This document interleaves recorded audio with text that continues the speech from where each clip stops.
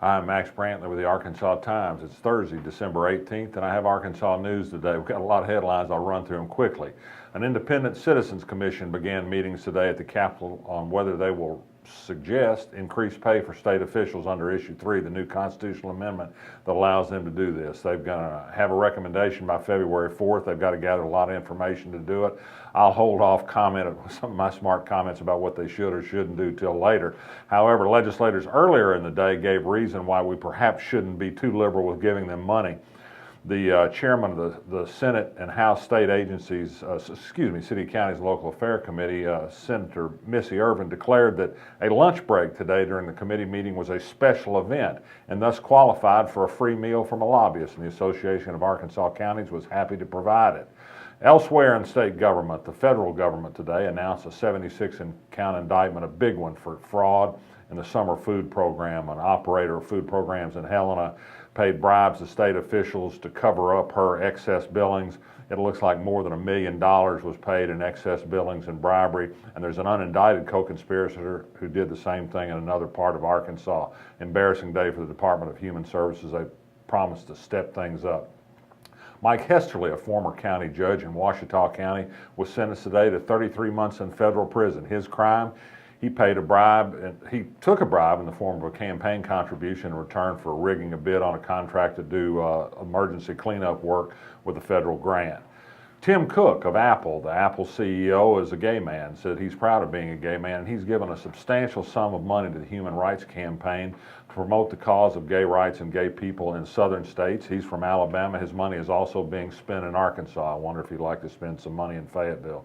They need a little attitude correction, he might decide. Although Steve Clark, the ex-felon who runs the Fayetteville Chamber of Commerce, says discrimination against gay people is good for business in Fayetteville.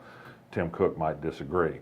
A national survey today is out today. It says Arkansas, among the 50 states, is the least prepared to deal with infectious diseases. On a 10-point scale, it's scored adequately only 2 of the 10.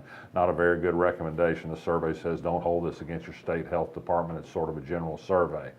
A survey, speaking of which, I did an informal one today of responses to the decision by the Obama administration to try and loosen trade and activity with Cuba. It's overwhelmingly in favor of trade in Arkansas with Cuba, particularly from the rice and poultry industry.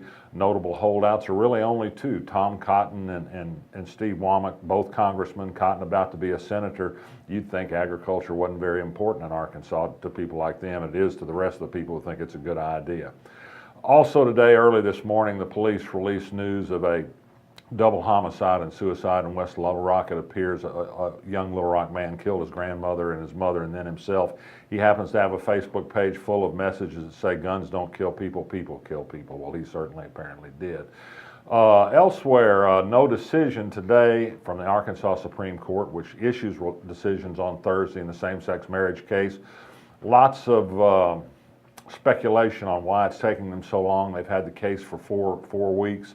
They could release it at any time. They may not release it until next year when there's a change in personnel on the Arkansas Supreme Court. Finally, I took note today that, and I mentioned yesterday, that the University of Arkansas system had gone to work yesterday on planning for its eVersity, its online university. Coincidentally, and I don't think it was coincidental, the University of Arkansas, the school that's in Fayetteville, had a big advertisement in the Arkansas Democrat today, the same day a news story appeared about competing efforts for eVersity, that it has a huge online offering already. It's going to have new classes to sign up for in January, whereas the eVersity isn't going to start until fall.